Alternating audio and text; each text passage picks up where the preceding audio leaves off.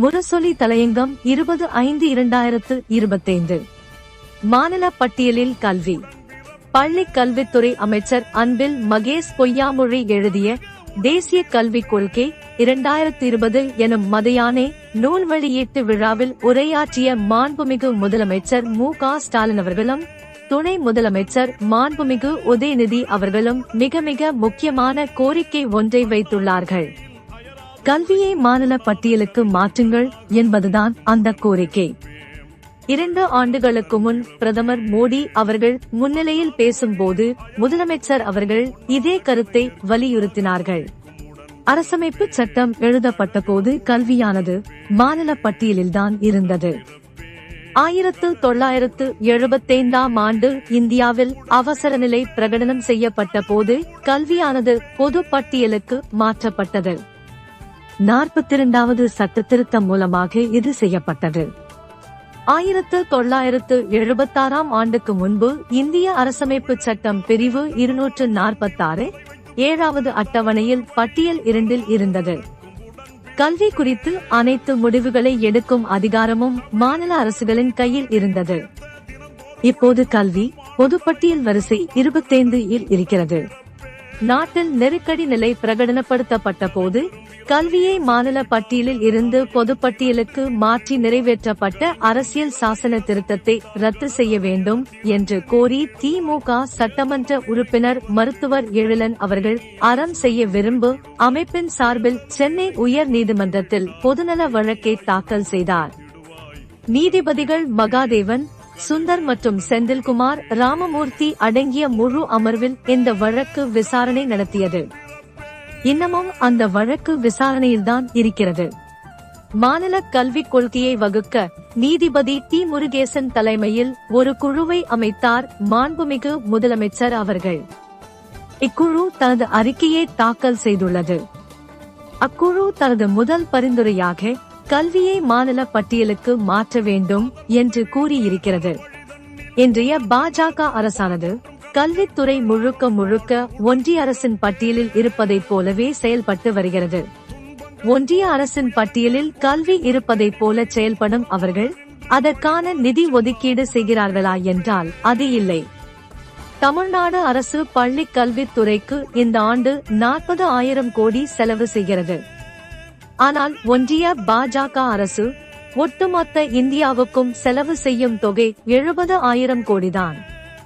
நிதி ஒதுக்கீடு செய்யாமலேயே கல்வித்துறையை ஆக்கிரமித்து வருகிறது ஒன்றிய பாஜக அரசு. 2022ஆம் ஆண்டு ஒன்றிய கல்வி அமைச்சகத்தால் ஒரு அறிக்கை தயாரிக்கப்பட்டது. கல்விக்கான நிதிநிலை செலவின பகுப்பாய்வு என்று இதற்கு பெயர். இந்தியாவில் கல்வித்துறைகளின் மொத்த வருவாய் செலவு 6.25 லட்சம் கோடி என மதிப்பிடப்பட்டது.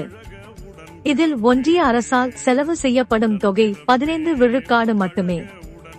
85 விழுக்காடு தொகையை மாநில அரசுகளே செலவு செய்கின்றன என்று அந்த அறிக்கை சொல்கிறது. 85 விழுக்காடு தொகையை செலவு செய்யும் மாநில அரசுகளால் கல்விக் கொள்கையை தீர்மானிக்க முடியாது என்பது அவமானம் அல்லவா? அனைத்து செலவுகளையும் செய்வது மாநில அரசு. ஆனால் பாடத்திட்டத்தை மட்டும் அவரது பாடத்திட்டமாக வைத்திருக்க வேண்டுமா? மருத்துவக் கல்லூரியை கோடிக்கணக்கில் செலவு செய்து நடத்துவது மாநில அரசு. ஆனால் மாணவர் சேர்க்கையை நீட் தேர்வு மூலமாக நடத்துவது ஒன்றிய அரசு. இதே போல எதேச்சதிகார புத்தி இருக்க முடியுமா? அனைவருக்கும் கட்டாய கல்வி, அனைவருக்கும் அடிப்படை கல்வி, அனைவருக்கும் குறைந்த பட்ச கல்வி தகுதி, இதுதான் பள்ளி கல்வியின் அடிப்படை ஆகும். பள்ளி கல்வியின் இந்த முகத்தை அடிப்படையை சிதைக்கவே தேசிய கல்விக் கொள்கை கொண்டு வரப்படுகிறது.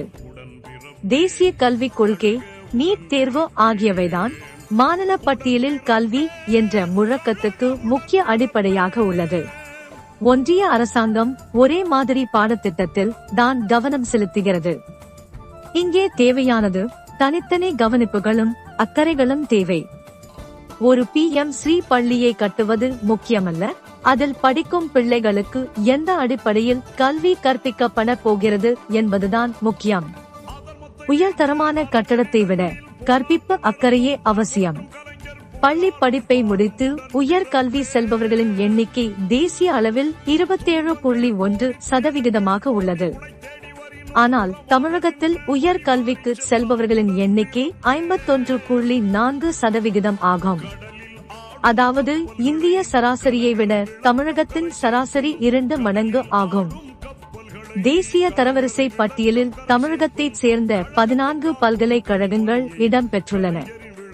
முதல் 100 இடங்களுக்குள் தமிழகத்தைச் சேர்ந்த 33 கல்லூரிகள் இடம் பெற்றுள்ளன. இதே போன்ற உயர்நிலையில் பல மாநிலங்கள் இல்லை. எனவே அந்தந்த மாநிலங்களுக்கு ஏற்ற கவனிப்புகள் தான் தேவை.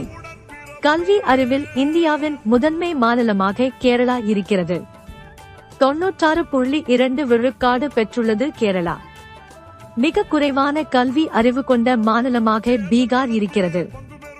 இது 61.8% மட்டுமே. 2 மாநில கல்வியையும் ஒரே மாதிரியாக நடத்த முடியுமா? நெருக்கடி நிலை காலம் இந்தியாவின் இருண்ட காலம் என்று சொல்கிறார் பிரதமர் மோடி. இருண்ட காலத்தில் எடுக்கப்பட்ட முடிவை எதற்காக அவர் பின்பற்ற வேண்டும்? இருண்ட காலம் என்பது அரசியலுக்காக சொல்லப்படும் கருத்தல்ல என்று மெய்ப்பிக்கும் வகையில் கல்வியை மாநில பட்டியலுக்கு மாற்ற பிரதமர் மோடி முடிவெடுக்க வேண்டும்.